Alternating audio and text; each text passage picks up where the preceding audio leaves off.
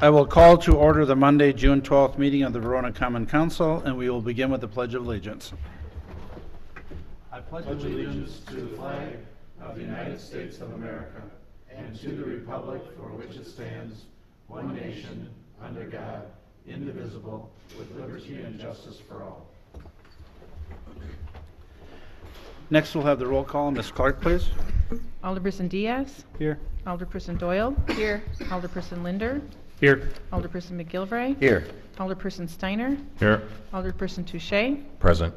Alderpersons Gaskell and Riki are absent and excused. We have a quorum, so we will proceed with the meeting. Next on the agenda is public comment. If there's anyone that wishes to speak this evening, we would ask that you would come to the podium. There should be a sign-up sheet there, and we would ask you to sign that sheet. And also, for our benefit and those watching at home, if you would state your name and address, please. And also, I just want to make the announcement that if people are interested in making public comment, now is the time for you to do it. When we get to the respective items on the agenda, we may be asking questions of the applicants if they're here, or representatives of the applicants, but the opportunity for public comment comes at this point. So with that, welcome. Could you turn that green light on too? Hit the button there. There you go. Thank you. Thank you. There we go. Okay. Very good. Hello. Mayor, City Council, fellow citizens, Festival Foods, hi. Thank you for allowing me the opportunity to speak here. I guess I wanted to comment on the Festival Foods bit coming up. And your name and address, And please. my name is Christopher Babiarz, B-A-B-I-A-R-Z, and I live at 301 South Marietta Street here in Verona. Thank you. Okay, any other things? Nope. Okay. And I also, as I can see by the groundswell of people here this evening, that, I appreciate your opportunity of indulging me in having my say and making some comments here. So, it's times like these where I feel like I wish I was independently wealthy, because if I had the choice, I'd like to buy the land and put it to another use, but I don't. I might donate back to Dane County for the part of the expansion of the park or something like that, or I would try to do something that would appreciate and use the topography of the land right there. I don't know, it looks like there were some ruins up at the top of that hill there. Like, what was there at that time? What used to be there? Does anyone know? Pauper grave area. It's a pauper graveyard area? It was. It was. And it was cited and removed and adjusted into one area by the clump of trees that you may see the gravesite signs there. Right. Identify it. There was a substantial amount of time and money spent in Doing that. Oh, awesome. clean that area up so that it could become used for something. Great. I'm glad to hear that. I just moved to town in 2014, so I know. So I don't know all the history here. But when I went to the Planning Commission last week, it seemed like it was more or less a done deal in a sense. I know Festival Foods doesn't think it is because they haven't purchased the land yet. But by the comments from the Planning Commission, it seemed, being concerned about the color of the sign and being concerned about the brick and what the parking stalls are going to look like, making sure traffic is going to be safe. I think the biggest complaints seem to be about landscaping, about whether to give them 25%, keep them to 25% or let them have the 18% that they were requesting there. And I guess that's why I wanted to speak today, was given my interest in the landscaping and the history of that piece of land there. Again, I realize I'm late to the game. I feel like I'm asking for something that was settled, 10 years ago. I understand that at that time Menards was built, that a grocery store was cited for that place, or that they thought that would be there. And I also wanted to say that this is nothing personal against Festival Foods. I love Festival Foods. I've shopped there. And if I had to pick a large grocery store to come to town, they would be it, because they're a Wisconsin-based town company, and I love their mission to be part of the community. And that kind of thing. And I also know that they sponsor fireworks, and Lord knows I would love to see a bidding war between Epic and Festival on who would do fireworks for our hometown. That would be a win all around. So anyway, it's mainly about the place, and I've looked at the land. I had noticed the land there when I first moved to town, and thought it was beautiful, and I knew kind of a little bit of the history there, and I figured that's why it wasn't selling. I thought maybe because of the history, people didn't want to build there because they didn't want to disturb or make a racket there. Anyway, I guess that's all I really have to say. I was like, I just want to encourage consideration of alternate places. I'd love to see Festival Foods in town. Is there another place that they could go? Could they go into Liberty Park? Is there another big parcel of land somewhere that's zoned properly that would be a good place for them to go? Also, I know there's a daycare being proposed right next to this parcel, and kids and trees go well together. I thought, well, maybe it could swap the land there so that the daycare could build and have this wonderful old trees and good stuff like that there. All right, well, anyway, so in conclusion, I understand that I'm a crowd of one, and that I just appreciate you again, for the record, listening to me and my concerns. If I was here 10 years ago, I would have spoke up then, but I wasn't. Thank you. Thank you very much. Is there anyone else that wishes to speak?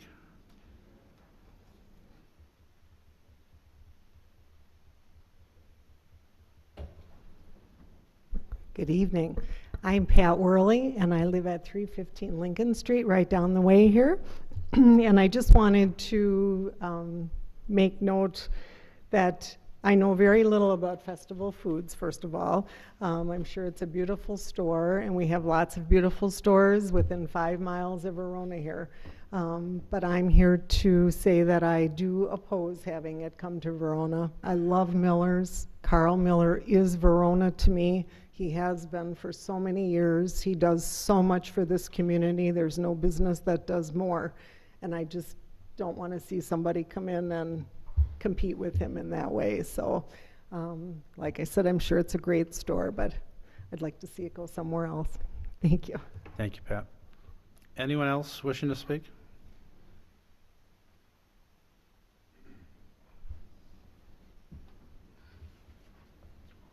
Hello, my name is Ray Younger. I'm with North Point Construction. We purchased Hometown Grove in January and are under construction. And in some ways, I said this at the Planning Commission, I'm sort of speaking against my own self-interest because I've already spent $10,000 drawing plans for the smaller lots at Hometown Grove. But a lady was here last week who had applied to remove the size restriction on the CR zoning, and I just wanted to kind of throw my 2 cents in. By the way, I live in Madison. Our company's out of DeForest, so I'm not sure what you would want for an address, but Street 837 Shooting Star Circle in DeForest. Okay. Having said that, when the lady came forward, I think she made a very interesting case, and I was sort of taken aback by one of the commissioners' reply, which was she wants to grow her house to stay, and he said, well, now it's time to move because she can't grow her house to hold her family, and it didn't seem to ring true. I think there's a real human quality to that, and I think the intent behind the CR zoning is really good, but from what I can give you a little bit of background. What we're seeing in the marketplace right now, people are maxing out their homes, granite countertops, all this. I mean, none of this stuff. I remember I built my first house in 1991, and it did not have any of these things. It had low-end Merillat cabinets and laminate countertops and vinyl floors. You can't sell that today. Very rarely will someone accept that. We're getting requests from people interested in Hometown Grove for us to actually put Spancrete floors in their garage so they can actually have basement underneath their garage. So we see, and I think Mr. Sayers said it best when they did the analysis of the market. CR zoning, sure, that to some extent you've got lower priced houses, but they're really not affordable. I mean, they're $60,000 over the median price. That's not affordable housing. I think there are ways. I have ideas. Ad and I have talked about them, and we could talk about them at another time. But I would urge you, which will create a lot more work on my part in Hometown Grove, but I would urge you to consider removing that size requirement and possibly other parts of that zoning, because I don't think you're going to get the result you want, and you're going to be facing people over and over again trying to stay in their home rather than move, which I don't think that's a good solution for anyone. I think that's all I have. If there's any questions, I'm more than happy to answer them. I'm a big fan of affordable housing. I've done it in Sun Prairie, Madison, Fort Myers, and Naples. So I have some great ideas if you wanted to go down that path. But I don't think the CR zoning is a viable path from what I guess it's been around for quite a while. It doesn't seem to be achieving what you were intending it to do. So I wish you well. If you have any questions, I'm Ray. Thank you. Thank you. Anyone else wishing to speak this evening?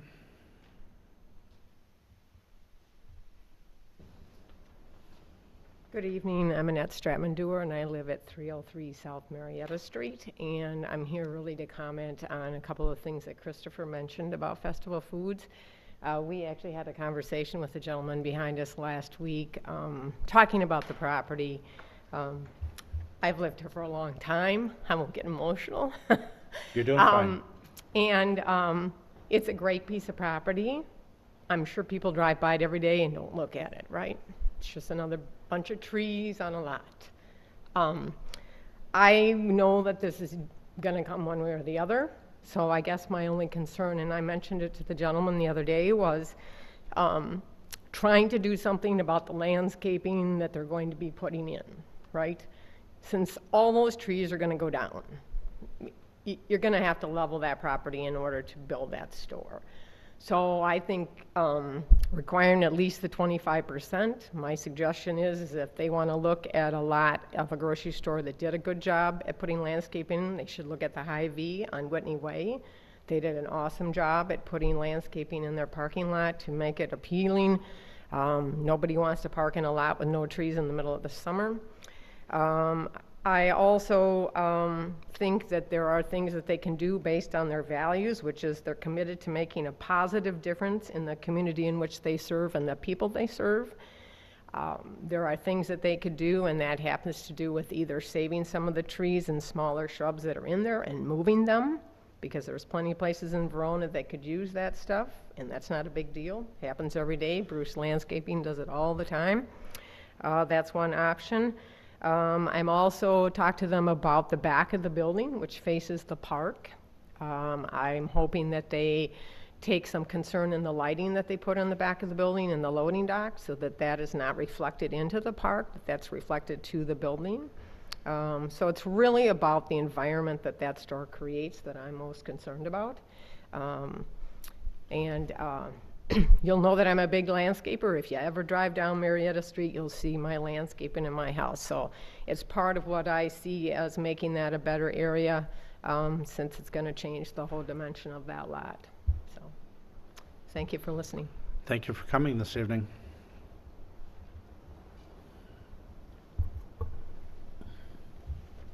Good evening. I'm Kurt Mauer from Commercial Horizons, 572 Sir Howard Circle, Kohler, Wisconsin. I'm here representing the Festival Foods Project and here to answer any questions, concerns, speak to the residents that have already spoken, but I'll just wait for our item to come up on the agenda. We'll take questions when we get to that point on the agenda. Thank you. Thank you. Anyone else that wishes to speak during public comment? Anyone else during public comment? Final opportunity this evening? Not seeing anyone, we will move along on the agenda. Next, we have approval of the minutes from the May 22nd meeting. Those minutes were included with your packet. What is your pleasure? We have a motion by Mr. Linder. Is there a second? Seconded by Ms. Doyle. Were there any additions or corrections to the minutes of the previous meeting? Seeing none, all those in favor of the approval of the minutes signify by saying aye. Aye. Opposed, no.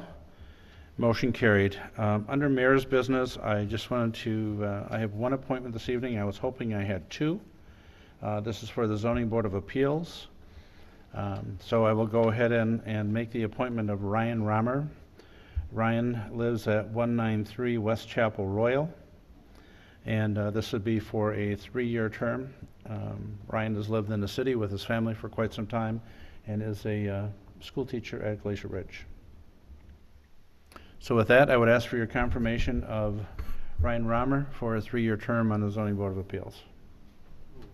We have a motion by Mr. McGilvray. Is there a second?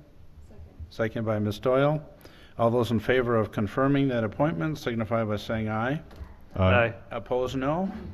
Motion carried. And with that, we will go to the administrator's report. Mr. McCorsky, please. Thank you. Want to let everyone know there's a public information meeting coming up June 29th at 6:30. That's for the Northwest Neighborhood Plan. That is the property north of PD and west of Woods Road. That will be held at City Hall. Again, it's June 29th at 6:30.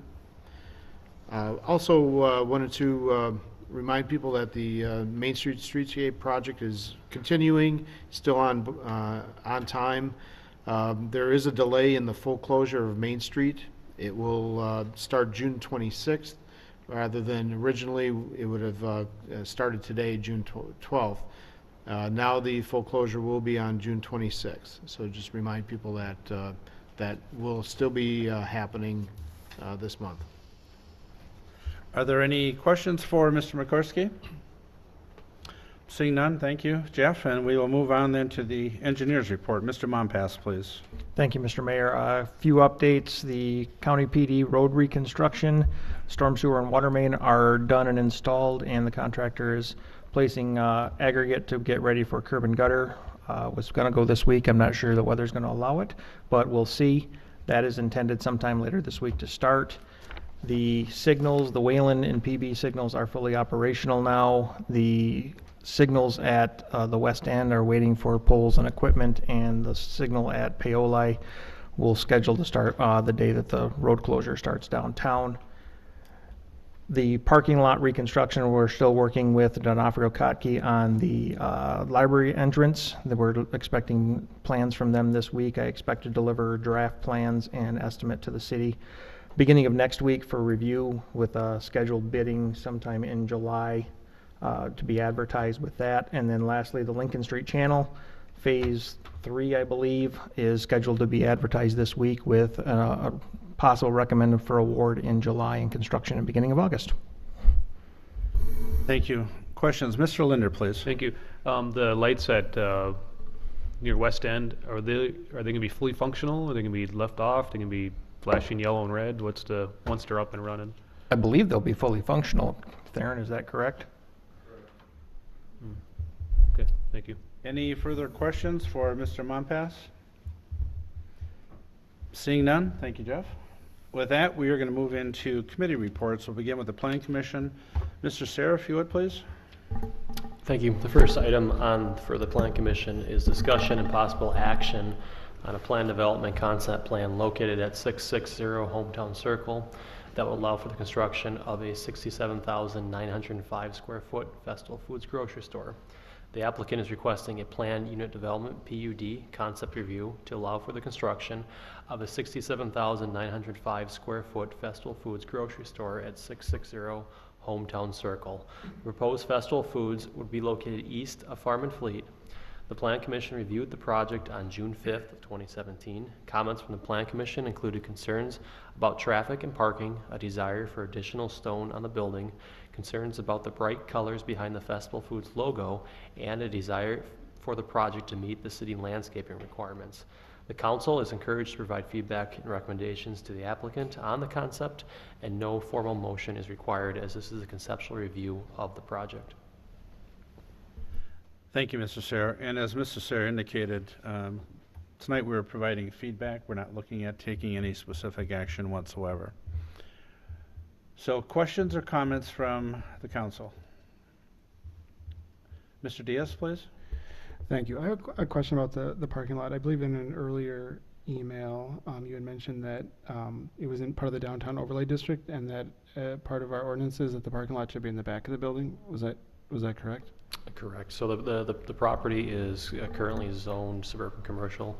It's also part of the original plan unit development for when Farm and Fleet was approved. That PUD for Farm and Fleet was required for the two monument signs that are located out on Hometown Circle and Verona Avenue. And the property is also located within the downtown overlay district. The downtown overlay district does have a minimum setback of 15 feet and also has a maximum setback of 25 feet. So as part of the plan development concept review, the applicant has requested an exemption from that 25-foot maximum setback. I believe it's approximately 200 some feet, so it would match the setback of Farm and Fleet. Go ahead, Mr. Diaz. Thank you. I guess just from my perspective, looking at the plans, this looks really unfriendly to people who are walking. And I always find that really disappointing because I think it's great when people walk places. People want to walk places. That whole area, I really just don't like how that whole area was designed. You know, there's a lot of great businesses there, but it doesn't feel like it's part of the city. And this, to me, just seems like it's going to exacerbate the situation. So I definitely don't like that. As far as other comments go, I think the sign looks good, and I find that not objectionable at all.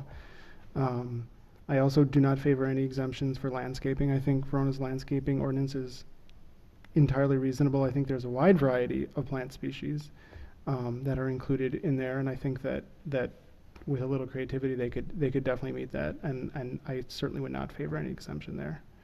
And that's all I have to say for now. Thank you, Mr. Diaz. Mr. Linder, please. Thank you. I got a question for the applicant. One of the concerns I have is there's, a Super Target not too far, Hy-Vee not too far, obviously Miller's there. What kind of criteria do you use to determine, what you can tell me at least, determine why this is a good spot? Or why Verona is a good spot? So before festival goes to any market, they do a pretty comprehensive market survey. And SuperValue, as their supplier, supports those surveys along with other people. What the survey said, it's a proprietary document, but in essence what the survey said is there's a lot of grocery dollars leaving your community.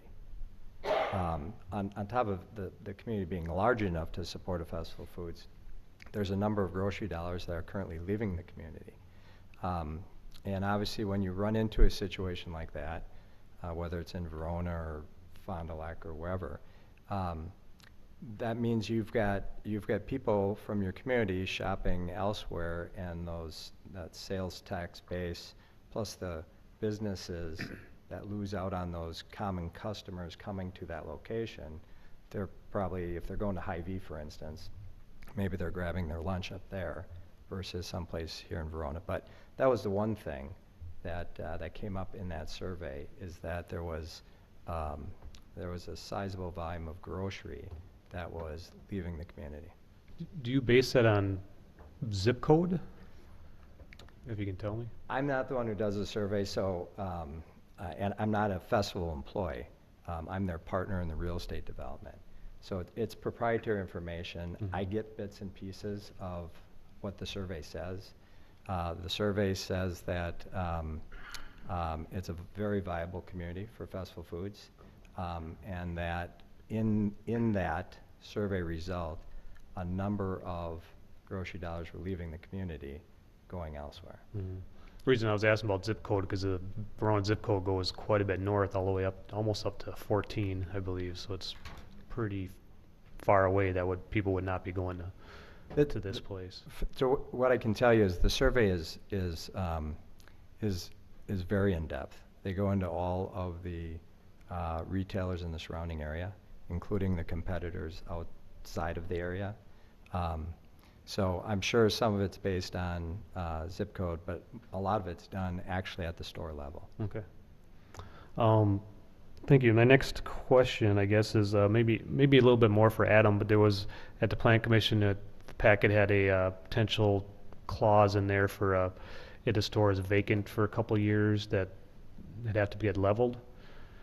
Is that, can you maybe explain that a little bit? Is that pretty accurate? Somewhat. So it's correct. There's a statement, or there's conversations that staff has had with the applicant, regarding potentially placing a condition on this or entering into some type of agreement that, along the lines of, if for some reason festival, the store becomes vacant and festival moves out, or whoever moves out, and the store were to become vacant for a certain time period. I think what we identified in the report was 2, but it could be 2 or 3 or whatever we can kind of work out, that the applicant would have to remove the store, the building, from the property. And our concern behind that is simply just based on that when these types of buildings become vacant, due to the size constraints on these, they're very challenging to lease up again. And then when they become challenging to lease, they remain vacant, and they potentially become eyesores at that point. They attract sometimes negative attention, graffiti, broken windows. So we were exploring that requirement based upon just the concern long term, if something were to happen, that it were to become vacant, that we are at least protected from the standpoint of we don't have an empty building just sitting there. I think the second thing is also, as we looked at kind of the current retail environment just around the country and the area in general, retail is obviously rapidly evolving, and just with all the changes occurring, with a lot of closings happening, nobody really has a good understanding where the retail market is currently going. You have a lot of, obviously, online demand and deliveries, and so we just thought this is an idea, and the applicant is open to this, of just exploring this, of how we can best kind of protect the city long term if the property were to ever become vacant, and ensuring that if the building doesn't attract the kind of attention we don't want to see. The details of that honestly haven't been fleshed out yet, but I have spoken with the applicant about it, and they're willing and open to working with the staff on that item. Go ahead, Mr. Linder. So the follow-up to that is that, as we say, a lot of details are open. Is it like to see something in escrow for that, or you'd be able to go back to, how do you go back? How do you enforce it, and how do you prevent somebody from leasing it for a month for 20 square feet just to say, oh, see, it's being used? Correct. That's something we'd have to flesh out in there. I mean, so you want to have language in there that it's a permanent lease, not a Halloween Express, or a Halloween store temporarily going in there. Yeah. But those are all details we can work out. I mean, there might also be flexibility of, instead of removing it, if there's a way the applicant or the owner could possibly break that up in the future into smaller stores. Typically, the smaller stores lease up obviously a lot quicker than these larger stores. So, I mean, there could be language in there with that flexibility as well. Regarding kind of what the trigger mechanism is, there's a variety of ways other communities have done it. California, some cities out there have done a bonding type requirement. Wauwatosa, I believe, has a fee that's as part of the kind of building permit application. I don't know what we're going to kind of land on, but there's ideas out there, and there's examples out there that we can explore and work through it. Okay. Go ahead, Mr. Linder. A little bit more feedback. This is part of a PUD process, and part of the PUD process we look for higher end quality materials and looks, and so I would not be in favor of the landscape being less than required. I mean, basically we're looking for something nicer than a standard store, and when I looked at it initially, I wasn't super excited about how it looked. I think it looked a little plain, and I think some of those comments came through at the Plan Commission as well. And then the last thing I guess I had was they talked a little bit about the parking on the east side where the drive-through park goes, and I think, if I remember right, the applicant would like more parking spots, not take those away, but my feedback is that get rid of those, I don't know how many is there, 10 or so, 10 spots. I don't know if they're really needed. Then you're got a pretty good driveway through there without cars potentially backing up into that area. I think it potentially could be a little bit of a hazard there. That's it. Thank you. Thank you, Mr. Linder. Ms. Doyle, please. Thank you. First off, I'd like to say thank you. I received quite a bit of feedback from constituents and just folks throughout the community regarding this project, and a lot of it echoed what came up during public comment earlier this evening about trying to preserve parts of the landscape if possible and kind of minimizing impacts on the parks and other parcels in the area. So I would reiterate the comments that have come up earlier tonight. I would stick with the at least 25% for landscaping and not want to budge on that. And if there are opportunities to salvage some of the existing landscape or trees or bushes, that would be fantastic. And I don't know if someone could speak to minimizing the lighting and other impacts on the park and things like that. Mr. Sayre? Sure, just from a strictly zoning standpoint, we do have minimum and maximum lighting requirements. So at the property line, I believe the cutoff is 0.4 foot candles for lighting. So I know as staff, as we look at that, we'll make that a note, and we'll see what we can do back there to make sure that hopefully they're fully cut off at least, so we can make sure the fixtures are directed downwards and not outwards, but with something we can work with the applicant on. Any additional feedback this evening? Mr. Steiner? Mr. Sayre, I assume that the Farm and Fleet had the same type of deal when they developed in that same area? Same type of deal in regards to just lighting, landscaping, structure of the building, and correct. I mean, it's a similar process that obviously was approved 10 years ago, but it's a similar process to what a festival will need to go through. I think if anything, this might be a little more of a longer process just because of the exemptions that are required. I believe Farm and Fleet was just a site plan for the building and then a PUD for the actual sign itself, but it's relatively similar, yes. Mr. Touche, please. Thank you, Mr. Mayor. My question is more about the building and just comparing it to other festival foods. I don't know if the developer can answer this or not, but I see on the drawing it's listed at almost 68,000 square feet. Can you tell me how that compares to other festival foods, and just so I get a sense of what this might be? Festival Foods has been around 70 plus years. It's a third generation family run business. The older stores are smaller. They've got some that are in the 50,000 square foot range, not many, a few. Over the last 5 years, the vast majority of the stores have been over 70,000 square feet, so in 75, 77,000 square feet range. So this is a little bit smaller than their typical. Do you have a sense of what they might have to give up to fit in this space? Actually, most of what they give up is going to be coming out of the back rooms. As their distribution system gets more efficient, they don't have to have as much room in the back of the house. So as far as the front of the store is concerned, they're not going to be giving up anything. They'll still have the full deli. They'll have the atrium above the deli. I don't know if you've been into a festival recently that's fairly new construction. The one in Madison's a little bit different because of the urban setting, but okay, thank you. Mm-hmm. Any additional feedback? Mr. Sayre, for the benefit of the people in the audience and those that are watching at home, can you talk a little bit about the process? It's a multi-step process, and first gentleman this evening talked about it. It seems like it's a done deal, and certainly there's a lot of steps that it needs to go through yet. And would you talk a little bit about that process, please? Sure. So it is in the plan development process, and that is a 4-step process. The first step is a meeting with staff to discuss the project. We've obviously had that meeting and some other phone conferences after that. The second step is a conceptual review before the Plan Commission and Common Council. That's what we're in tonight, is the conceptual review. There is no action by either the Plan Commission or the Common Council. The third step is the what's called the General Development Plan, the GDP. That step of the process is where, in essence, the zoning entitlements are granted, and any exemptions for the project are granted at that step. So with the third step, the GDP, there is a public hearing before the Plan Commission, and then obviously the Plan Commission makes a recommendation to the Common Council for action. Assuming it goes through the third step, the GDP, then it would go on to the fourth step, the final step, which is the precise implementation plan, the PIP, and that's where we have specific plans submitted.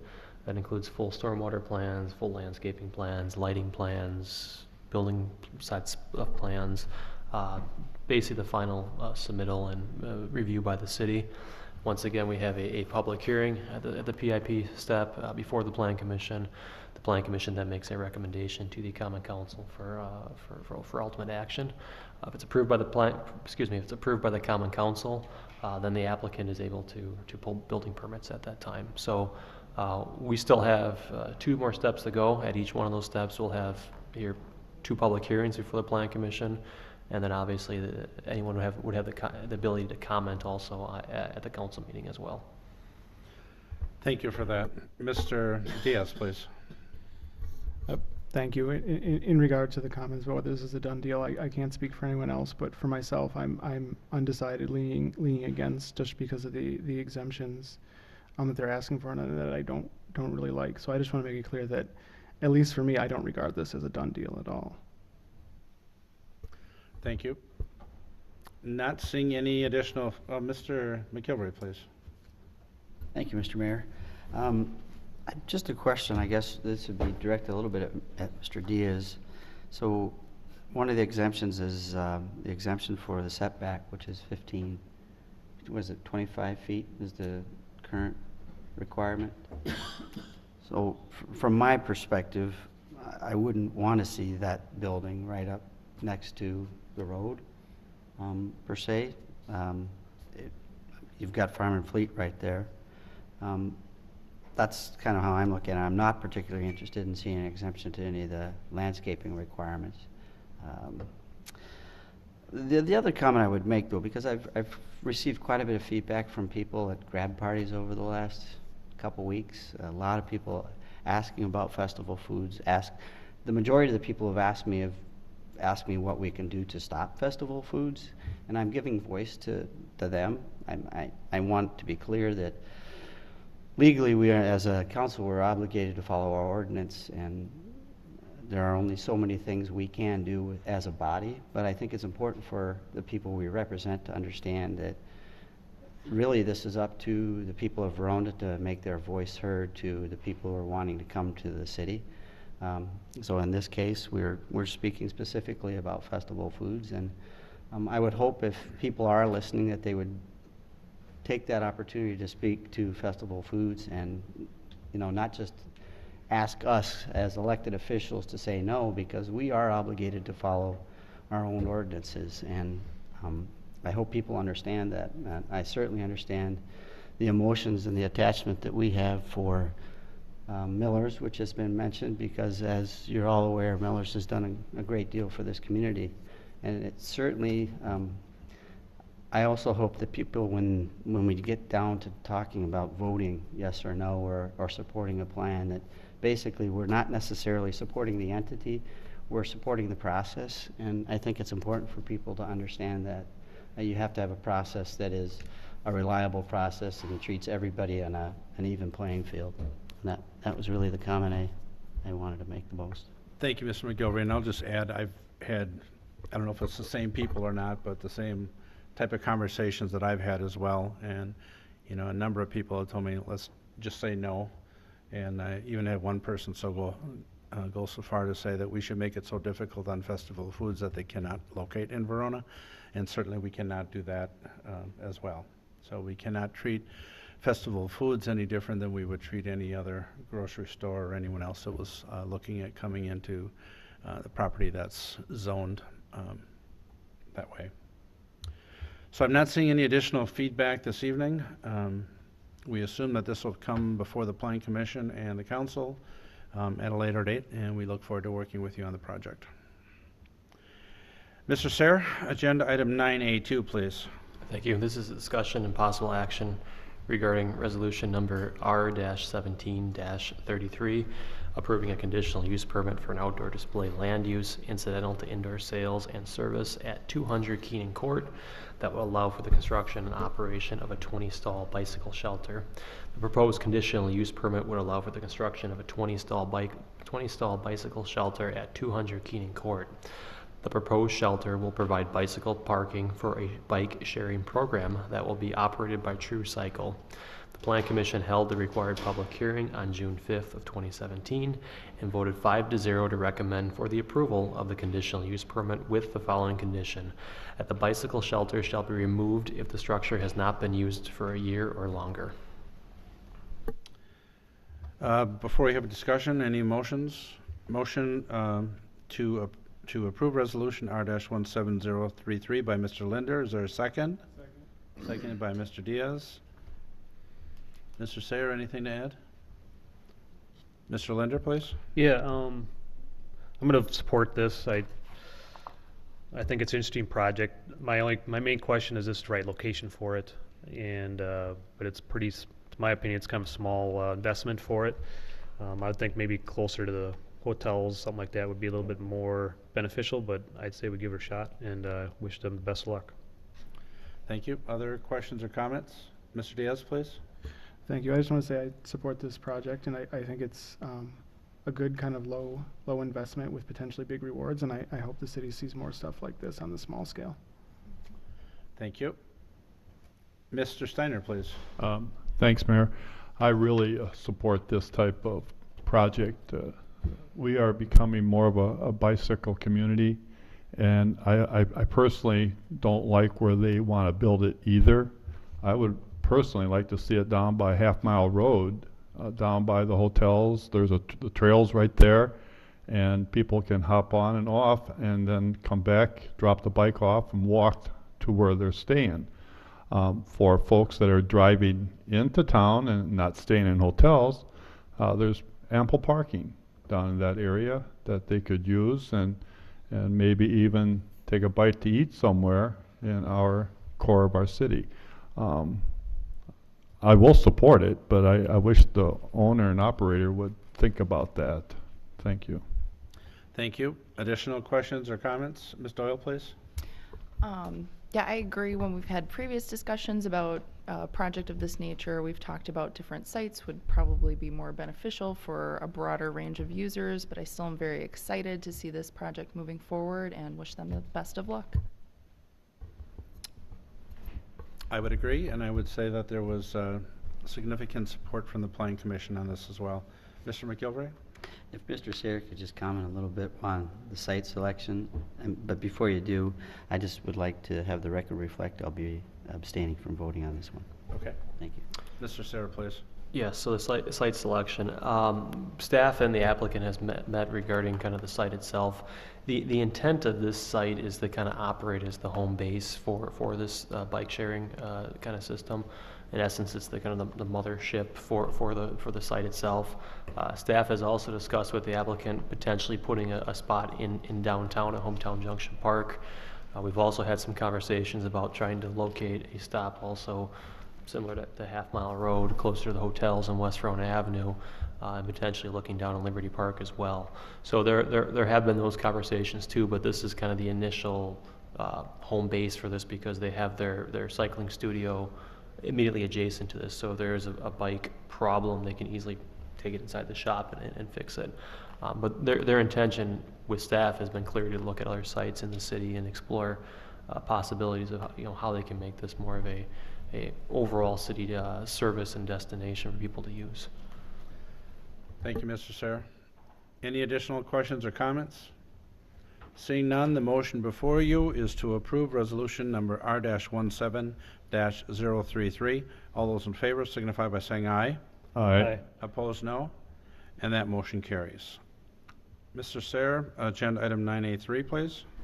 Thank you. This is discussion and possible action regarding resolution R-17-34, approving a preliminary plat for the Cross Point Estates to create 11 single-family parcels and 1 outlot.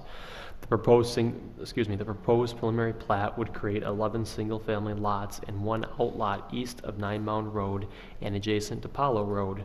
The single-family lot sizes will range in size from 9,326 square feet to 15,904 square feet. The Plan Commission reviewed the preliminary plat on June 5th, 2017, and voted 5-0 to recommend for the approval.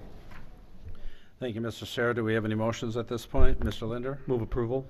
We have a motion by Mr. Linder to approve resolution R-17-034. Is there a second? Second by Mr. McGilvray. Anything to add, Mr. Sayer? Mr. Linder, anything? Seeing none, the motion before you is to approve resolution number R-17-034. All those in favor signify by saying aye. Aye. Aye. Opposed, no. And that motion carries. Agenda item 9A4. Mr. Sayer, please. This is a discussion and possible action regarding resolution number R-17-35, approval of a final plat for the Cross Point Estates to create 11 single-family parcels and 1 outlot. The proposed final plat would create 11 single-family lots and 1 outlot east of 9 Mound Road and adjacent to Palo Road. The single-family lot sizes will range in size from 9,326 square feet to 15,904 square feet. The Plan Commission reviewed the final plat on June 5th of 2017 and voted 5-0 to recommend for the approval with the following condition: that prior to the issuance of building permits, the developer shall enter into a developer's agreement with the city. Thank you, Mr. Sayer. Are there any motions at this point? Mr. Linder, please. Thank you. I'll make a motion to approve resolution number R-17-035 with the condition just presented by Mr. Sayer. We have a motion by Mr. Linder. Is there a second? Second by Mr. Touche. Mr. Sayer, Mr. Linder, anything to add? Seeing none, the motion before you is to approve resolution number R-17-035. All those in favor signify by saying aye. Aye. Opposed, no. Motion carried. Agenda item 9A5. Mr. Sayer, please. Thank you. This is discussion and possible action regarding ordinance number 17-894, approving a zoning map amendment to rezone lots 1 through 11 of the Cross Point Estates plat to neighborhood residential and outlot 1 of the Cross Point Estates plat to public institutional. The proposed zoning map amendment would rezone lots 1 through 11 of the Cross Point Estates plat to neighborhood residential and outlot 1 to public institutional. The proposed rezoning will allow for the construction of single-family homes. The Plan Commission held a required public hearing on June 5th of 2017 and voted 5-0 to recommend for the approval of the zoning map amendment. This would zone the plat that was just approved by the council. Are there any motions at this point for the ordinance? Mr. Linder, please. Thank you. I'll make a motion to approve ordinance number 17-894 as presented by Mr. Sayer. We have a motion by Mr. Linder. Is there a second? Second. Second by Mr. Touche. Any additional comments? Questions or comments on the motion? Seeing none, the motion is to approve ordinance number 17-894. All those in favor signify by saying aye. Aye. Opposed, no. And that motion carries. We're on agenda item 9A6. Mr. Sayer, please. Thank you. This is discussion and possible action regarding resolution R-17-36, approving a certified survey map to divide lot 111 of the Kettle Creek subdivision into 2 parcels. The proposed certified survey map will split lot 111 of the Kettle Creek subdivision into 2 lots. The proposed land division will create a twin house. The existing dwellings are already constructed on the lot, and the proposed CSM will not change the structure, but simply allow for separate owners of the dwelling units.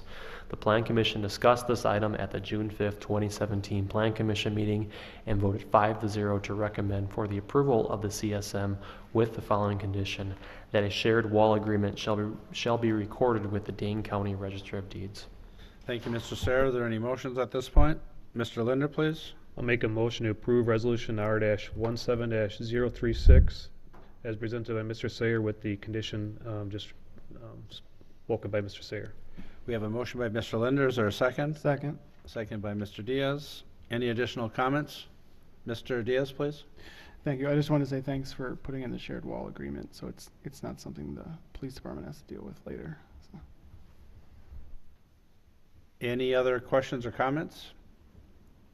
Seeing none, the motion before you is to approve Resolution R-17-036. All those in favor signify by saying aye. Aye. Opposed, no. And that motion carries. We're on agenda item 9A7. Mr. Sarah, please. Thank you. This is discussion and possible action regarding ordinance number 17-895, a text amendment to create section 2-4-14, which is the Joint Planning Committee, and to repeal and recreate section 14-1-37 relating to procedures and criteria for land divisions within the extraterritorial plat approval jurisdiction.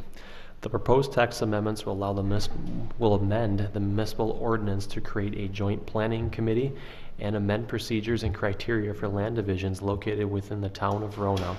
The proposed amendments are necessary due to the adoption of the boundary agreement with the town of Verona. The Plan Commission held the required public hearing on June 5th of 2017.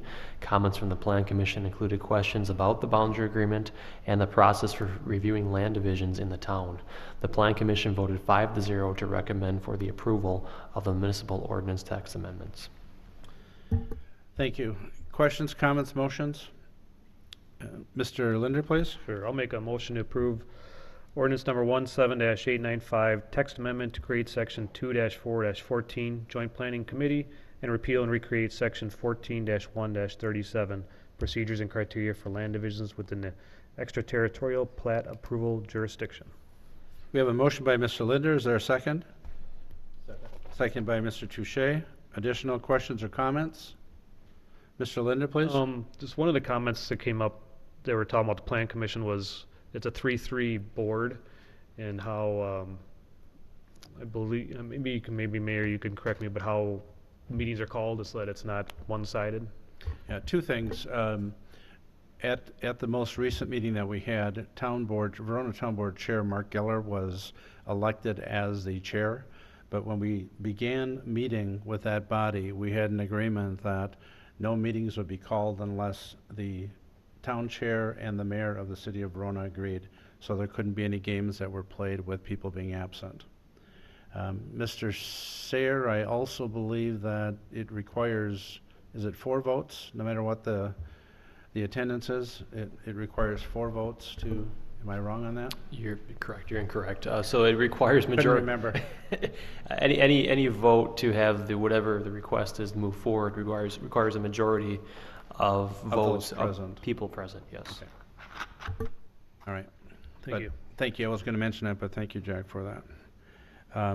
I would just add that this is formalizing the process that we have used since the joint planning began, and I think from all those present, the 6 members on the Joint Planning Committee, as well as staff from both the city and the town, are very pleased with how things are functioning. So I would encourage you to support the motion. Seeing no additional questions or comments, all those in favor of approval of ordinance number 17-895 signify by saying aye. Aye. Opposed, no. And that motion carries. Mr. Sayre, we are on agenda 9A8, please. Thank you. This is discussion and possible action regarding ordinance number 17-896, a text amendment to amend section 13-1-47(c)(2)H relating to the maximum living space requirement of residential homes in the community residential zoning district. The proposed text amendment will repeal the section of the zoning ordinance relating to the maximum living space requirements of the CR zoning district. The ordinance currently caps the maximum living space for houses zoned CR at 1,600 square feet for a single-story dwelling and 1,900 square feet for a 2-story dwelling. The square footages of CR zoned homes are measured by reviewing the areas of the first and second floors of the homes. Basements and garages are not included in the square footage calculations.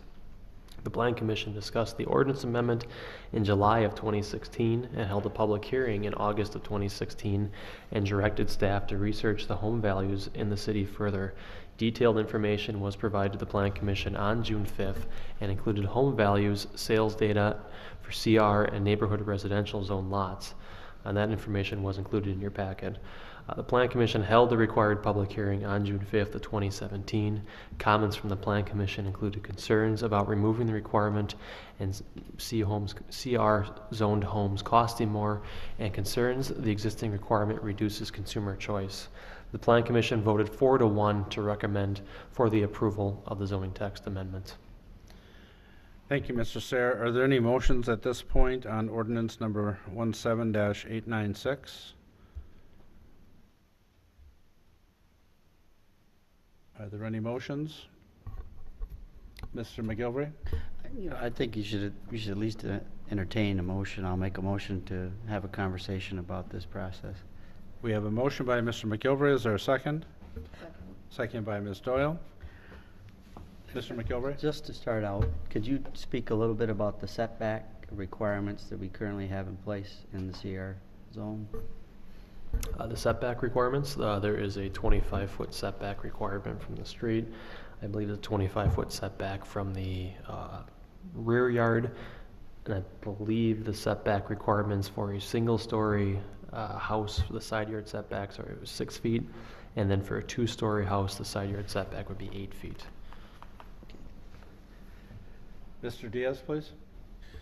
Just for posterity's sake, I'm wondering if Adam could explain what the point of CR is and whether it's working. Mr. Sayre, please. Sure. The intent of CR, it was put into place in 2000, so we actually had some language in the comprehensive plan. I'll just read to you what that says. In 2000, the city of Verona created the Community Residential Zoning District in an attempt to promote affordable single-family detached housing in the city. The CR zoning district attempts to reduce the cost of the two basic components of single-family homes, land price and building price. And the land price relates to that in CR. The lot size, the minimum lot size is 6,000 square feet versus 8,000 square feet in the NR district. Specifically, the Community Residential Zoning District A allows for parcels 25% smaller for single-family houses than the required standard single-family zoning district.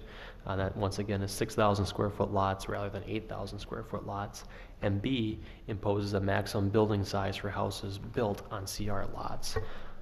So the intent is to kind of promote that affordable housing in the city. There was an analysis that was completed as part of the comprehensive plan. The analysis of the comprehensive plan stated the CR zoning district has had the impact of creating less expensive single-family homes in Verona. So it was kind of a note that they didn't say affordable, they just less expensive. So we did go out and pull our own data based upon sales that we looked at from 15 and 16. The sales data was based upon what we could find just through MLS listings. What we'd focused on was neighborhoods that had a mix of both NR and CR. So those are typically things that have been approved in the last 15 years. So currently in the city, the median assessed value of all houses is approximately $273,000. The mean of all houses is $283,000. Fair market median for all houses in the city is about $289,000. Mean for all houses in the city is about $300,000. And looking at the CR sales, the median CR sales that we found was $314,000, and the mean for CR sales was about $311,000. And the neighborhood residential, the NR sales, those were approximately the median was $406,000, and then the mean was $390,000. We also broke that down a little bit further. We looked at, once again, the CR NR data that we were able to pull. The CR median cost per square foot was approximately $137 per square foot. The mean was $149 per square foot. And the NR cost was the median was $142,000 per square foot, and the mean was $141 a square foot. So what the data indicates is that what we found was generally NR homes are about 700 to 900 square feet larger than CR homes. The data wasn't surprising that larger homes obviously have a larger value to it. The one interesting thing that we did find was that the cost per square foot was either the same with CR and NR, or maybe CR could be slightly more. It was kind of inconclusive, but there was a trend to maybe have a slightly more than what an NR costs, a lot per square foot, or the house. So from is it working standpoint, I think it's debatable. I think the comprehensive plan is correct by saying that it's creating less expensive single-family homes. I don't, speaking just as myself personally, I don't believe that a home that is zoned CR at either $314,000 or $310,000 is, you know, quote unquote affordable by the definition of what affordable is, but it is less expensive than in our zone lot. But I don't think we went as that far to make that conclusion, is it working or not, but it is less expensive housing. Mr. Steiner? Yeah, thanks for that explanation, Mr. Sayre. I remember back in the late 90s when there was a big move to try and find affordable homes for people in the area north of Silent Pond and North Enterprise, North Main, just south of Cross Country. We built a lot of little homes there with the idea that this was for people who want a starter home, and people could have an affordable home, not real large, small yards, but they'd have a nice little house. What we found out though was developers came in and would buy up 6, 8 of these and then turn around and charge more money, a profit, and we lost out. Our idea was really good. Our intent was really good in 1998, 1997, but it didn't pan out because the market is out of our control. And if we try to get too dictatorial, then we lose all control, because that's a classic example of what happened the way that I remember the story. Thanks. Additional questions? Ms. Doyle, please. Just between the NR and the CR, are the setbacks the same for both of those zoning types, Adam? No, they're the same except for the side yard. So the side yard and the CR is 6 and 8, depending single story, 2-story, and our setback, I believe, is 10 feet for the sides. So it's the front and the rear are the same though. The lot sizes are different though. Well, thank you. And I would say definitely based on that data, there's some conflating information as far as whether or not we're promoting affordable housing. I would say that's definitely a no, but would agree that it's less expensive.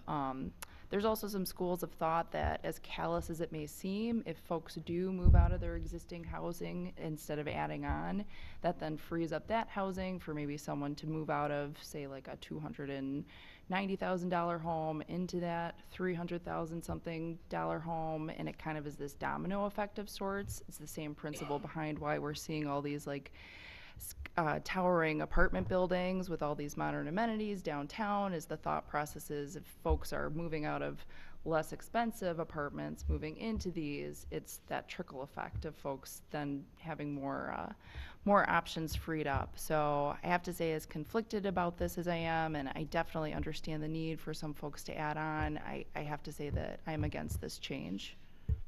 Thank you. Mr. McGilvery, please.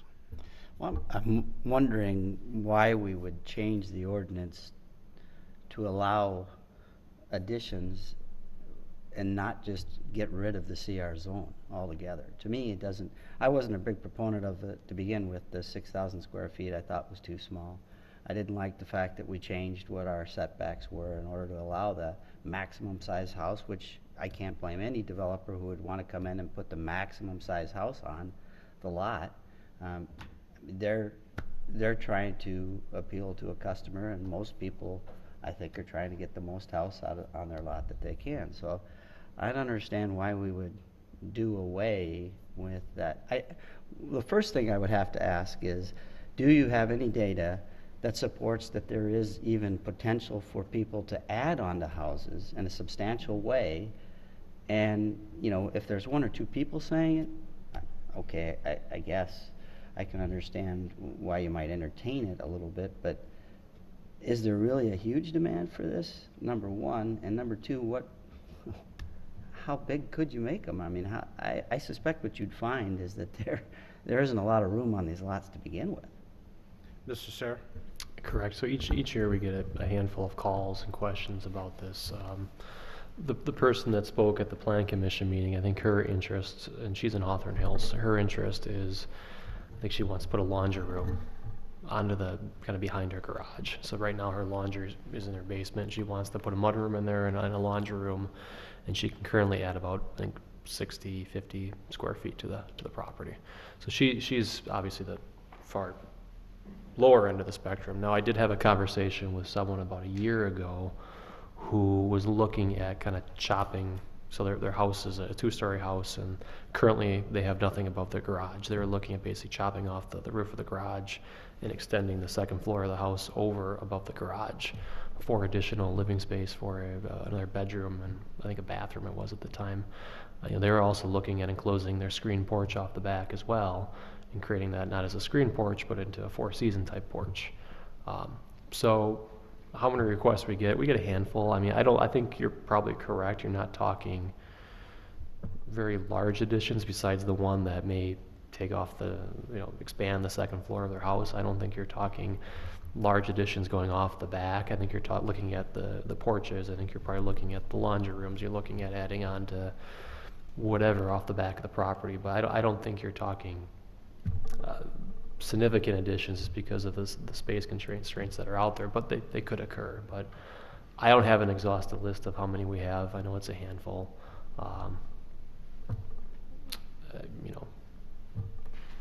Go ahead, Mr. McGilvray.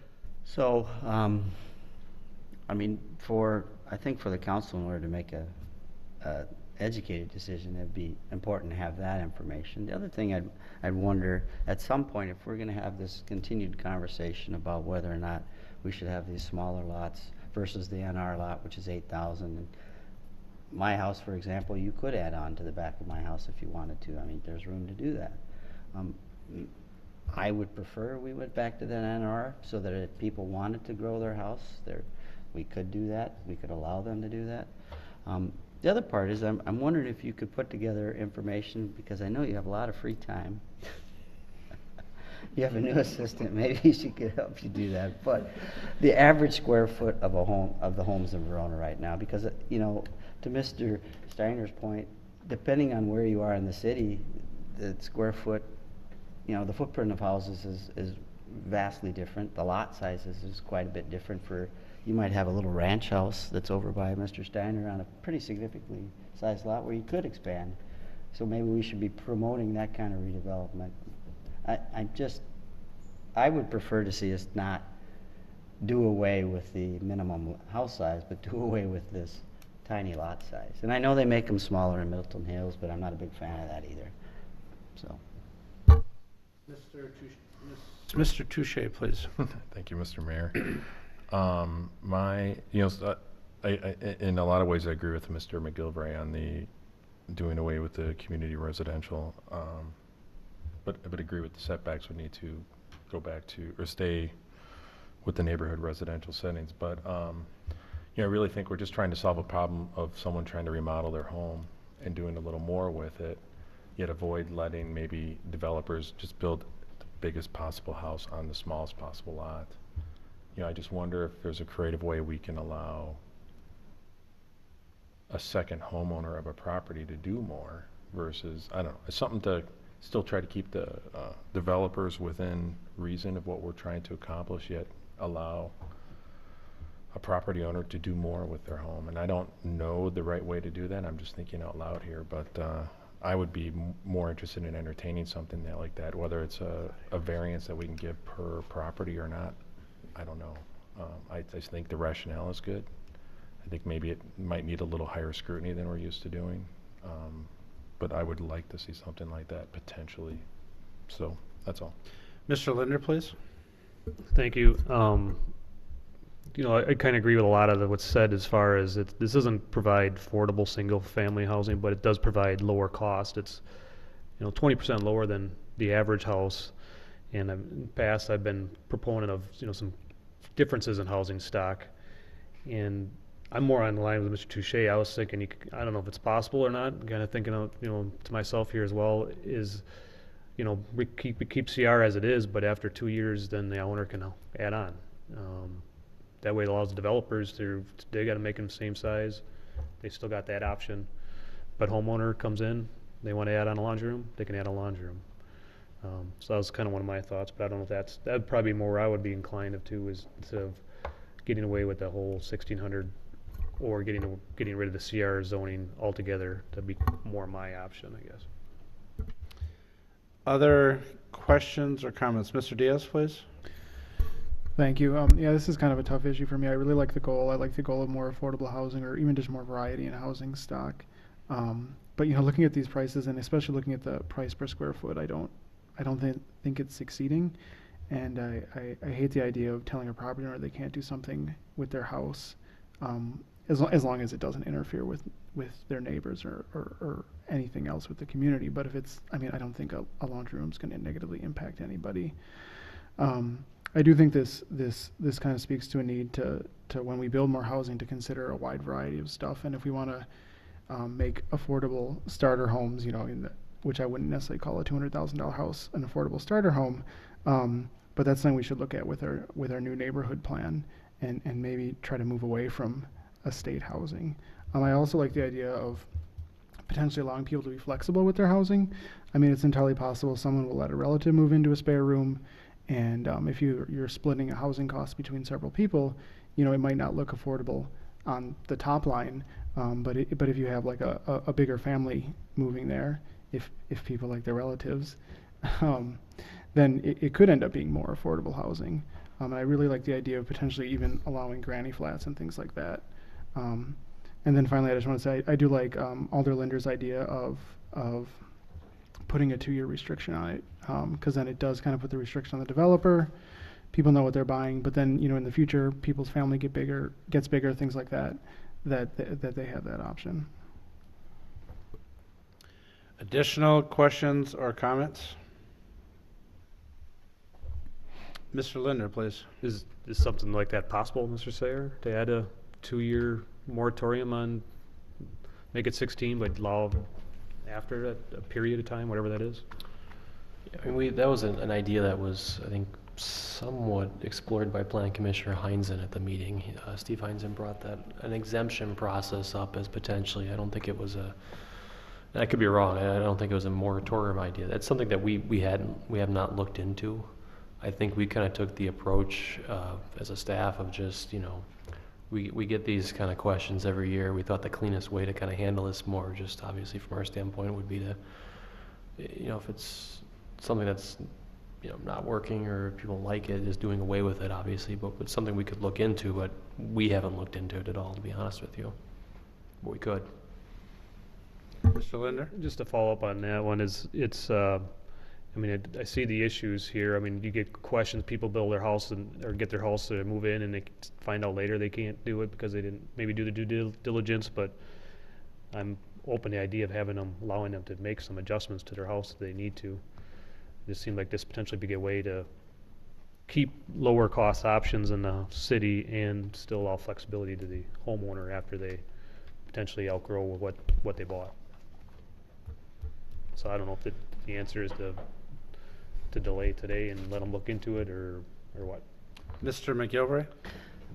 So before you would get too far along down the road of providing exemptions, I would like you to bring forward the information that says what the average house size is in a CR, and I'm betting it's right up to the max, and what they would actually be able to add. If we're talking adding only a washroom, that's, like you said, 70 square feet. It seems like the wrong way to go about doing things is to go back and change it and do it, either get rid of it altogether and promote, when you're doing the development process, work with the developer and define, this is what we're trying to accomplish, this is what we'd like to do. We've got a developer here who's has some ideas. I'd be interested in hearing, not tonight, but I would be interested in hearing, from developers what those ideas would be that would, allow what I'm hearing, more entry-level homes. I suspect because Verona is a desirable place to live, it's very hard for a developer to make a financial decision that is against his best interest. And, unfortunately, that's what it usually comes down to. And, I know there's a couple of guys who have developed things who live in the city who would probably be able to tell us pretty well the costs that go into developing the property generate what they try to get out of it. Mr. Linder, please. Just to follow up on that, I guess maybe Mr. Sayer can look into that, but I would, if you take the 1,600 square foot restriction but keep smaller lots, they're gonna maximize that house size on that lot, and they're gonna get more of those because they can make more money on a house than a lot like that. You get more houses in the neighborhood than you can with an NR. Mr. McGilvray, please. What I would tell you is the reason that the CR homes are going for more is because there is such a demand for homes in Verona. People are willing to pay that so that they can get the home in the hopes that they can move into the house they'd really like to. My argument to you would be that we should be finding ways to open up developments so we're not artificially driving up the homes of the houses in Verona. That's what I would say is our key problem. When you've got homes sitting on the market for a day or two and there's multiple offers over listing price, you know you've got a problem with stock. And we need to be finding a way to not drive up the cost of homes. For me, that whole affordable home argument, I don't disagree with having affordable homes in Verona, but homes in Gray Street where the mayor first lived, those homes should not be, those prices should not be getting driven up to where they are, but they are because there's no stock. There's plenty of opportunity for us to reset stuff by creating opportunities for new homes with what people really want. And then as Liz was saying before, I think that's when you have the reset for the values, because people move into what they want. It opens up the lower end, the older homes. Other questions or comments? I'd remind you the motion before you is to approve. Questions or comments or any additional motions at this point? Mr. Linder? Asking the other council people would we want to delay this or postpone it and let them do a little more research, and I don't think there's any big hurry to do this. Make a motion to table then. Would that be the right? We have a motion by Mr. Linder to defer. Defer, thank you. That was the right one. Is there a second? Second. Second by Mr. Steiner. The motion before us is to defer action on this item. All those in favor of deferral signify by saying aye. Aye. Opposed, no. Motion carried. That will be back on a future agenda. Thank you. We are now on agenda item 9B1, Joint Planning Committee. Do we have any motions before us at this point? Mr. Linder? Sure. I'll make a motion to approve resolution number R-17-037, approving an extraterritorial certified survey map creating 2 lots at 7301 Cross Country Road in the town of Verona. We have a motion by Mr. Linder. Is there a second? Is there a second? Second. Second by Mr. Touche. Mr. Linder, please. Thank you. The proposed certified survey map will create 2 lots at 7301 Cross Country Road. Lot 1 of the CSM will contain the existing house, and Lot 2 will contain a future single-family house. The proposed land division is located in the town of Verona and was received by the Joint City-Town Planning Committee, reviewed by the Joint City-Town Planning Committee on April 26, 2017, as required by the boundary agreement. The committee voted 5-0 to recommend for the approval of the certified survey map. Thank you, Mr. Linder. Questions for the committee or for staff? Seeing none, the motion before you is to approve resolution number R-17-0037. All those in favor signify by saying aye. Aye. Opposed, no. That motion carries. Mr. Linder, please. Thank you. I'll make a motion to, the next agenda item 9B2, I'll make a motion to approve resolution number R-17-038, approving an extraterritorial certified survey map creating 3 lots at 1841 Range Trail in the town of Verona. We have a motion by Mr. Linder. Is there a second? Second. Seconded by Mr. Touche. Mr. Linder, please. Thank you. The proposed certified survey map will create 3 lots at 1841 Range Trail. Lot 2 of the CSM will contain the existing house, and lots 1 and 3 will contain future single-family houses. The proposed land division is located in the town of Verona and is reviewed by the Joint City-Town Planning Committee on March 20th, 2017. As required by the boundary agreement, the committee voted 6-0 to recommend for the approval of the certified survey map. Thank you, Mr. Linder. Questions or comments? Mr. Diaz, please. This is a question for Adam, I think. Has this gone before the Dane County zoning?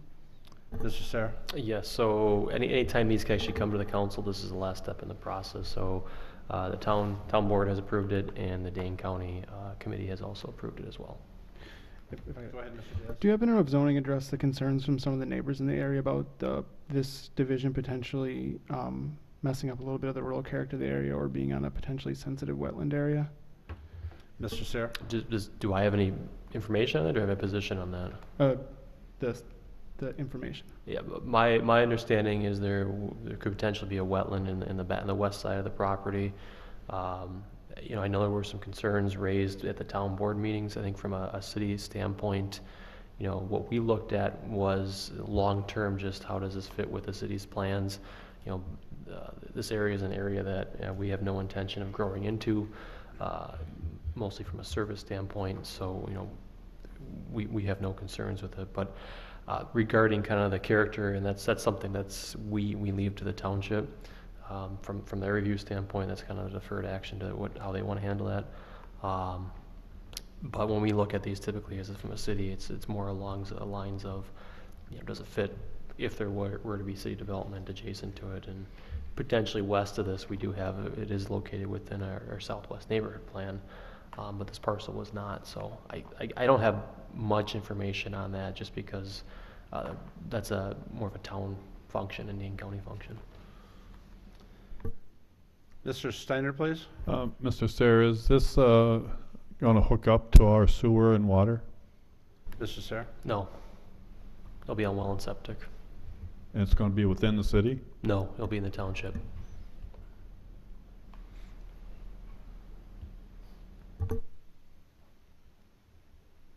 Any follow-up questions, Mr. Steiner? No, I'm just trying to figure it out. Okay. Mr. Diaz, please. I guess this is just a statement in regards to the potential wetlands. Those concerns kind of make me, excuse me, those concerns make it so I'm going to oppose this motion. Okay. Any other questions or comments? Questions or comments? Mr. McIlvery, please. Having gone through, as you guys are aware, I'm kind of going through a building process myself right now, and part of the permitting process is erosion control and wetland delineation and all those things. If this is in Dane County, I can promise you that there will be a thorough, very thorough investigation of whether there is a wetland, and it will be defined, and development that would occur adjacent to it it's not an easy process to go through, even if you don't have a wetland. So I understand Mr. Diaz's opinion, but I would encourage everybody, because this is part of the process with the joint review, that we would move this forward, and we would let the other powers that are responsible for those things take care of that. Thank you. Mr. Sayre, please. I'll just also point out as well, we have an adopted boundary agreement with the town, and the intent of that agreement was to kind of give a lot of this authority to that joint planning committee. So the intent of that is there has to be a majority vote coming out of that, and the intent is if there's a recommendation from that both the city and town would basically follow that recommendation. So I mean, I guess I understand there's some concerns out there, but the fact that it's gone through the town, the fact that it's gone through Dane County committees as well, the fact that we have a boundary agreement in place that in essence says that we're obligated to almost approve what's before you if those other groups have signed off on it. I would just encourage that everyone here that we have this boundary agreement in place, and the intent is to kind of follow the recommendations of the joint committee. So as staff has looked at this, I would just encourage you that it's gone through all those steps and all those bodies have recommended for it. So I just want to make sure that everyone understands that the intent of that agreement was to follow those recommendations in there. So I know there could be some concerns out there, as Mr. McIlvery indicated, that they'll be fleshed out during that building permit process, but the intent of that agreement was when these came here, if everyone else has kind of signed off on it, it's, I don't want to say rubber stamp, but it's in essence, that's what the boundary agreement said. Mr. Steiner, please. Mr. Sayre, then, I understand that joint agreement, and I totally agree. I was a big part of that too, but I also am worried that these folks down the road will say to us, we want to become part of the city now, and we want to hook up to your sewer and your water because my septic just went to pot. And they're awful close there, I think, if I looked at the map right. And that, does that exist? Or could that possibly happen, that they have some problems and they reach the city and say, we need your help? Mr. Sayre? I mean, anyone can come reach the city if they have an issue with their well or septic, and they could petition for annexation. As part of that, they could request city services, and we could go through the urban service area process as well. This one logistically would be incredibly difficult to serve just because of the terrain on Range Trail. But I mean, it's no different than anyone else could ask as well, and we can have those conversations. And to be quite honest, those conversations typically boil down to a cost issue. If someone wants to connect to city services and there isn't a city sewer water connection available, they're going to probably have to pay for it themselves. I mean, it's not a for better or for worse, it's a town concern because it's a town development. And you know, as we looked at that boundary agreement, there was a lot of good things for the town and both the city, and this is kind of one of the risks if the town wants to do more town type development. I mean, they potentially could run into those issues in the future. But I don't think the city is by any means obligated to serve those properties if those systems fail. Those people have the right to request it, the city has the right to review it, and ultimately if it doesn't make sense, you know, from their ownership standpoint because of the dollars, I mean, they will have to find alternatives. See, in my mind bounced back to that Brown property. They wanted to come into the city, and it's on the other side of that dog park, you know, and to get them into the city, it required several lifts. You know, the cost was just unbelievable, and I hope we're not heading down that road with this development. No, I can say this one's in the town. This one, the intent of it, as we looked at it, was it's going to remain in the town. You know, we would potentially have city development west of this property, but there is a significant grade as you kind of go to the west. Yeah. You go up a pretty steep hill. I don't anticipate this land coming into the city, and more importantly, I don't see it being served by us just because logistically it'd be incredibly difficult for us to serve it. So I'll quote you on that. Thank you. Mr. Linder, please. Sure, I just wanted to, you know, as part of the joint planning committee, I voted for this because it's in the town, it's in an area that we have no plans to develop anytime soon. It's outside the range, and it's just a small little, you know, one lot into three basically, so it's something that shouldn't affect the city for ever, maybe. Thank you. Any additional questions or comments? If not, the motion before you is to approve resolution number R-17-038. All those in favor signify by saying aye. Aye. Opposed, no. And that motion carries. Mr. Diaz votes no. Mr. Linder, anything else from the Joint Planning Committee? No, that's all. Thank you. We'll move then to Public Safety and Welfare Committee. Mr. Touche, please. Thank you, Mr. Mayor. Nope, it's public safety. We were unable to have a public safety meeting today due to myself being the only committee member able to attend today. So you guys get to be my committee. So to start, item 9C1, I'm making a motion to approve a special event permit for a fundraiser and outdoor barbecue dinner on Friday, June 16th of this year from Bruce Meyer at Doc's Classic Tavern, located at 410 West Verona Avenue. We have a motion by Mr. Touche. Is there a second? Second by Mr. McGilvray. Questions or comments? Mr. Diaz or Mr. Touche, anything to add? Yes. Mr. Meyer has applied for a special event permit for a fundraiser for UW Children's Hospital to be held on the date in the motion at Doc's Classic Tavern. A dinner tent will be set up and placed on the lawn on the premise. If you were lucky enough to attend last year, he does wristbands, checks IDs. Beer will be served in the tent and in the building, and I think it was a very profitable event. They will also have Verona PD there on site, just ensuring things don't get out of hand, which they never have, and I don't think will this year either. Thank you, Mr. Touche. Questions or comments? Mr. Steiner, please. And Mr. Touche, I also think it was a very good for the neighborhood community around them. Those people, you know, they're so close to the businesses there, and to have this owner throw a party and invite all of them around there to come, I think it was really cool. Great. Yeah, I agree. Thank you. Mr. McGilvray, please. I see Doc's out in the audience, and I know he's just itching to talk because he's been sitting there this whole time while we've been talking, so I just wanted to offer it up to him. Any additional questions or comments? Seeing none, the motion before you is to approve that special event permit. All those in favor signify by saying aye. Aye. Opposed, no. That motion carries. Mr. Touche, please. Thank you, Mr. Mayor. The next item is for the same event. I'll make a motion to approve a temporary premise description amendment for a Class B beer and Class B intoxicated liquor license for Doc's Classic Tavern at 410 West Verona Avenue to include the parking lot and dinner tent on the west lawn. We have a motion by Mr. Touche. Is there a second? Second by Mr. McGilvray. Mr. Touche, please. I don't have much more to add. This is just a formality to go with the special event permit. Thank you. Questions, comments on the motion? The motion before you is to approve a temporary premise description amendment for Class B beer and a Class B intoxicating liquor license. All those in favor of the motion signify by saying aye.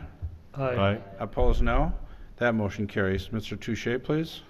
Next up, item 9C3. I'm making a motion to approve ordinance number 17-897, amending section 10-1-12 of the Code of Ordinances for the City of Verona to amend the speed limit on a portion of Northern Lights Road. We have a motion by Mr. Touche. Is there a second? Second. Seconded by Mr. Linder. Mr. Touche, please.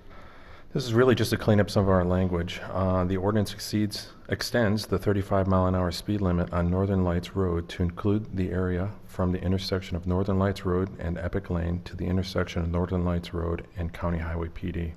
The stretch of road has been signed at 35 miles an hour since the last phase of construction. However, the ordinance was not revised at that time.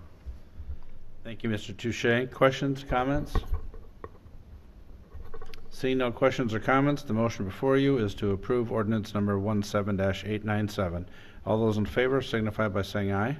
Aye. Opposed, no. And that motion carries. Mr. Touche, please. Next up, item 9C4, I'm making a motion to approve ordinance number 17-898, amending section 10-1-12 of the Code of Ordinances, City of Verona, to amend the speed limit on a portion of South Main Street.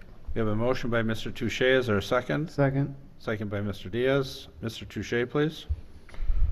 This ordinance extends a 25-mile-an-hour speed limit on South Main Street near the Carnes Corporation south to the intersection of Locust Drive.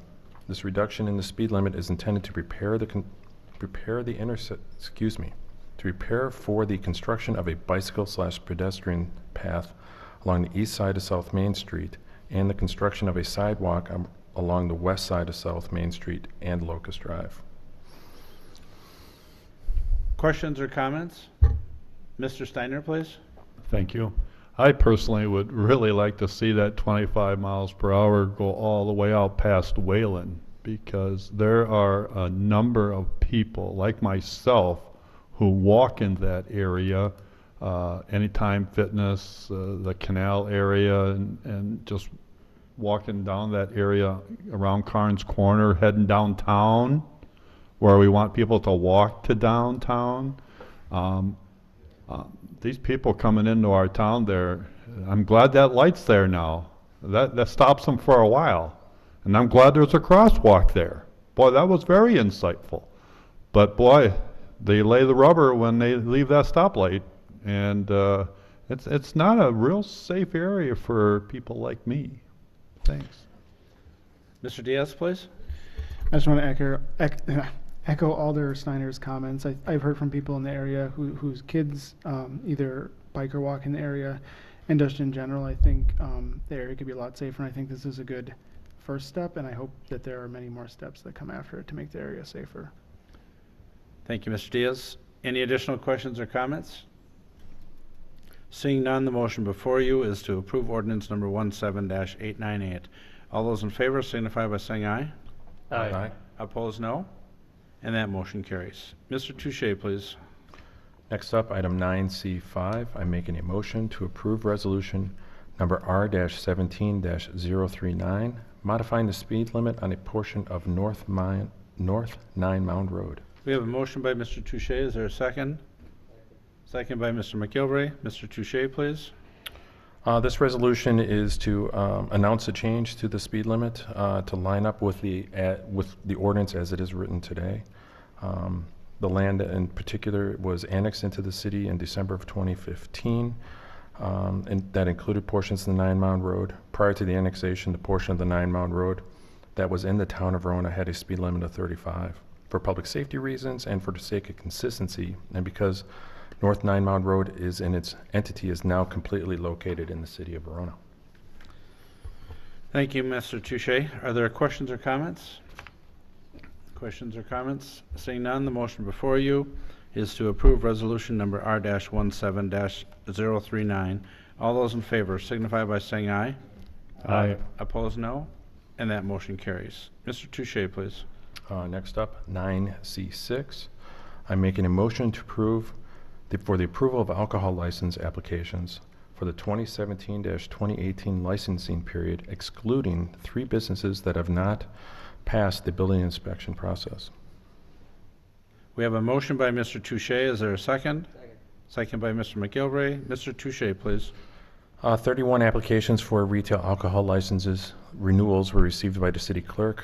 Of those, the following have not passed the inspection: Verona Liquor, The Heights, and Cahoots.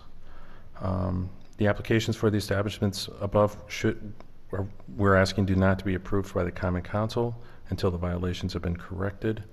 And to be more specific, we're really asking that these businesses get their inspections passed by June 23rd from a logistics perspective so they can make it to the June 26th City Council meeting. Thank you, Mr. Touche. Questions or comments on the motion? Questions or comments? If not, the motion before you is to approve the alcohol license applications for the 2017-18 licensing period as outlined by Mr. Touche. All those in favor signify by saying aye. Aye. Aye. Opposed, no. And that motion carries. Mr. Touche, please. My last item is 9C7. I'm making a motion to approve our cigarette/tobacco license applications for the 2017-2018 licensing period. We have a motion by Mr. Touche. Is there a second? Second. Second by Mr. Linder. Mr. Touche. Everything is good for these applications, and we believe it's good to approve these. Thank you. The motion before you is to approve the cigarette/tobacco license applications for the 2017-18 licensing period. All those in favor signify by saying aye. Aye. Opposed, no. And that motion carries. Mr. Touche, anything else from Public Works, Sewer, and Water? We haven't started Public Works yet, but we're done with I'm Public sorry. Safety. Public Safety and Welfare? Thank you. I'm trying to keep the meeting moving. So. All right, we'll move to the Finance Committee. Mr. McGilvray, please. Thank you, Mr. Mayor. Under item 9D1, I'll make a motion to approve payment of the bills in the amount of $1,019,862.35. We have a motion by Mr. McGilvray. Is there a second? Second by Ms. Doyle. Mr. McGilvray, please. Thank you, Mr. Mayor. In the way of explanation, 3 of the larger items from this month's bills, the first being the Fitch-Verona EMS District for our 2017 ambulance purchase, $104,000. Second being the Metro Transit System for first and second quarter investment partner share. That's a pass-through of $183,780. And finally, to Parisi Construction, Inc. for traffic signal construction throughout the city, $195,799.30. Thank you, Mr. McGilvray. You've heard the explanation of the major expenditures. Any questions or comments for the committee or for staff? Seeing none, all those in favor of approval of the payment of bills signify by saying aye. Aye. Opposed, no. Motion carried. Mr. McGilvray, please. Thank you. Under item 9D2, I'll make a motion to approve an amendment to the City Administrative Policy number 38, our investment policy. We have a motion by Mr. McGilvray. Is there a second? Second. Second by Ms. Doyle. Mr. McGilvray, please. Thank you. This resolution is updating the investment policy in coordination with the new investment advisors, Dana Investment Advisors. This amendment updates investment strategies for better returns and oversight of investments. The Finance Committee approved it unanimously. Questions or comments for the committee or for staff? Seeing none, all those in favor of the amendment to the city administrative policy number 38 signify by saying aye. Aye. Opposed, no. And that motion carries. Anything else from the Finance Committee? I'll return the floor to Mr. Touche. Mr. Touche, we are finally on Public Works, Sewer and Water Committee. Let the fun begin. All right, item 9E1. I'm making a motion to approve an agreement for the construction of County Highway M from Prairie Hill Road to Cross Country Road between the city of Madison and the city of Verona. We have a motion by Mr. Touche. Is there a second? Second. Second by Mr. Diaz. Mr. Touche, please. This agreement with the city of Madison is for the construction cost-sharing component of County Highway M expansion project. Madison is leading this agency, or is the lead agency, excuse me. This project is set for construction starting around October of this year to be completed in the fall of 2019. The total project construction estimate is $50.2 million, with the city of Verona picking up $6.8 million. Not included in this amount is land acquisition costs. So I ask that you approve this agreement with the city of Madison. Questions or comments for the committee or for staff? Legal counsel?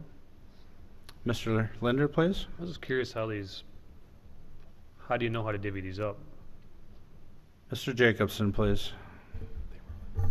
The project, thanks Mr. Linder, the project was based on, it's set up in certain segments of the length of the project. So Verona is picking up a percentage of the leg from Cross Country Road to PD.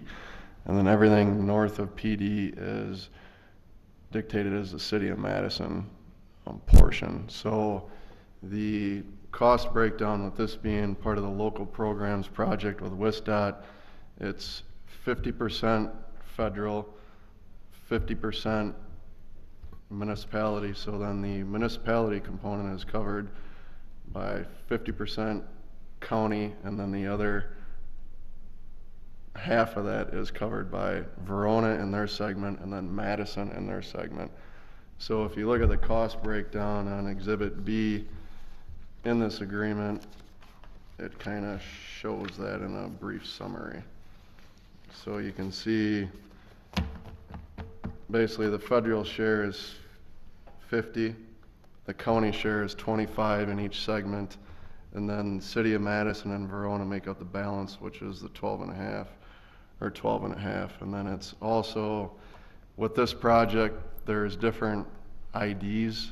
So there's different project IDs set up for basically accounting measures, so they can process payments and understand who's covering what with this project, because there's Madison Metropolitan Sewerage District is also in here, so there's a project ID for them. So anything associated with their bid items are put under that ID. So that is strictly 100% MMSD is covering that. Very similar to the Verona utilities for the water main and the sanitary sewer that City of Verona's put in. Those are 100% on the utilities, because that is not part of the federal project. But anything transportation related for the construction is broke out with that 50-50 and then half of that 50 split. Does that make sense? Mr. Linder, please. So basically you got a pretty strict formula that everybody follows and correct and find it, and then the Yep. 1.5 million of the 6.8 is do the utilities. Correct. That'll go For through the City of Verona, yep. Okay, that's Yep. helpful. Thank you. Yep. Any other questions? Any other questions? Seeing none, the motion before you is to approve an agreement for the construction of County Trunk Highway M from Prairie Hill Road to Cross Country Road between the City of Madison and the City of Verona. All those in favor signify by saying aye. Aye. Opposed, no. And that motion carries. Mr. Touche, please. Thank you, Mr. Yes, Mr. Touche, please. Thank you, Mr. Mayor. Next up, item 9E2. I'm making a motion to approve amendment number 1 for project 2017-114 sanitary sewer flow monitoring. We have a motion by Mr. Touche. Is there a second? Second. Second by Mr. Diaz. Mr. Touche? Earlier this year, a purchase order was approved on February 27th in the amount of $52,637.70 with Mulcahy Shaw Water to obtain a real-time flow data in the sanitary sewer system at 18 locations for 2 months. This data is being requested to accurately plan and preliminarily design the upgrades to the sanitary sewer system that is being analyzed under Project 2016-118 Sanitary Sewer Collection Master Plan Update. The current system has an inflow and infiltration problem that was identified this last summer by Public Works staff and MMSD. This issue is documented from 2 reports that were submitted to Mr. Jacobson from MMSD. The monitoring has been operational since April of this year. Public Works Committee noted in February 27th that if adequate data was not received, that we should extend the monitoring duration depending on the costs.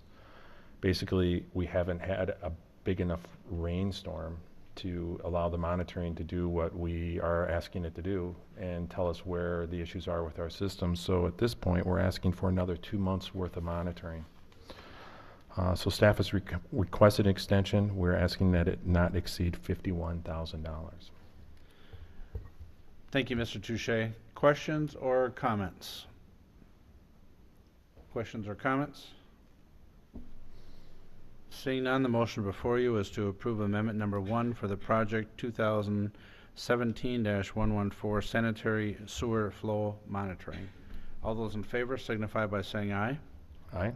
Opposed, no. And that motion carries. Mr. Touche? Thank you, Mr. Mayor. The next 3 items, 3, 4, and 5, are very similar in nature. They're all about land acquisition. At this time, I would like to request Theron Jacobson to discuss the items that we can discuss publicly, and then if the council agrees, I would like to make a motion to go into closed session for all 3 items under one motion so we can discuss negotiations from there. Thank you. Mr. Jacobson, please. Thank you, Mr. Mayor.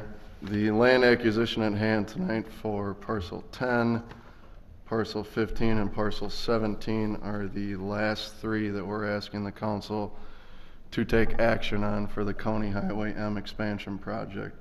These are the last 3 of the 18 parcels that we need to acquire land from for the expansion of this project, and we have to have these lands cleared by basically either an agreement in place with the owner or the jurisdictional offer presented to the owner prior to June 23rd. So basically we got an extension on the project with WSDOT, so that way the project will be noticed in the paper without all the land being cleared. Typically they like to have all land acquired prior to advertising a project, but this one, due to the magnitude of it and the amount of land that needs to be acquired by Verona and the city of Madison, this has been granted to both of us. So I'll give a summary of each parcel. I'll identify the parcel and what the acquisition is and what the value is for each of the parcels. So I will start with parcel 10, and I would have you refer to the transportation project plats that are included with your packet so you can see where this is in relation. Most of these are just strips of land that need to be acquired, except for the parcel that I'm talking about right now, parcel 10. So the acquisition for M on this parcel requires 0.41 acres of fee right-of-way and 0.24 acres of temporary limited easement. The initial offer, and I want to remember, this was the initial offer presented to the owner, was $69,700. And do note there was an alternate offer presented to the owner in the value of $96,432 to acquire the entire 0.984 acre parcel. Can everyone hear me okay? Because I got a cold. Yep. Okay, just wanted to check. The reason for the alternate offer is because the parcel is non-conforming in size to existing zoning and inconsistent with lot sizes in the existing neighborhood after the 0.41 acre acquisition. Therefore, the alternate offer was presented for an entire acquisition of the parcel. Basically, we presented this to the owner because their remnant lands are deemed almost basically useless, except for open space. So the owner did get a second appraisal and was presented to us, and their value was $124,900. So I will move on to parcel 15 now, and I'll give you guys a few seconds to locate that on the transportation project plat sheet, and it should be the second one within the packet. This one requires a strip of land along M and requires 0.88 acres of fee right of way and 1.04 acres of temporary limited easement. The offer presented to the owner was $100,900. And they received a second appraisal, and that amount was $221,100. So parcel 17 now, which it should be on that same transportation project plat sheet, requires 0.80 acres of fee right of way and 0.59 acres of temporary limited easement. The offer presented to the owner was $75,100. We did receive a second appraisal on that, and we did receive a revised second appraisal because there were some errors in the first one. And the current second appraisal dollar amount was $229,100.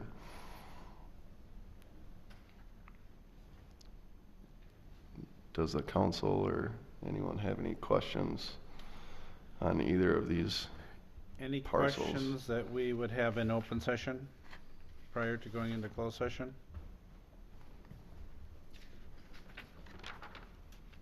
If not, we would be prepared to go into closed session. Mr. Touche, you indicated you would make Mr. the Mayor. motion. I'm sorry, Mr. Kleinmeyer. I just wanted to answer Mr. Touche's question. So the way that the agenda is, has been prepared is for parcel 10, 15, and 17. You do have the option to go into closed session, which is staff's recommendation. The bases for going into closed session is the same for all three parcels. So I think this is a unique circumstance if you want to do it this way, and as long as the minutes are clear that you would be going into closed session for this basis for all three parcels, you can just do it by reading one motion and then having one vote if you would like. If I would like to do that if the council is fine with it. If we have unanimous consent, it appears we do. Mr. Touche? Thank you. I will make a motion to move into closed session for parcels, to discuss parcels 10, 15, and 17. The common council may convene in a closed session as authorized by Wisconsin statutes 19.85(1)(e) for purpose of deliberating or negotiating the purchase of public properties, the investing of public funds, or conducting other specified public business whenever competitive or bargaining reasons deem a closed session necessary. The common council may reconvene in open session to discuss and take action on the subject matter discussed in the closed session. We have a motion by Mr. Touche to convene in closed session. Is there a second? Second. Second by Mr. Diaz. This requires a roll call vote. Ms. Clark, if you would read the roll, please. Alder Touche, Aye. Alder Diaz, Aye.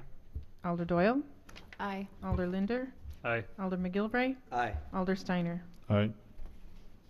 That roll call vote is unanimous. We are now in closed session at 8:55 p.m.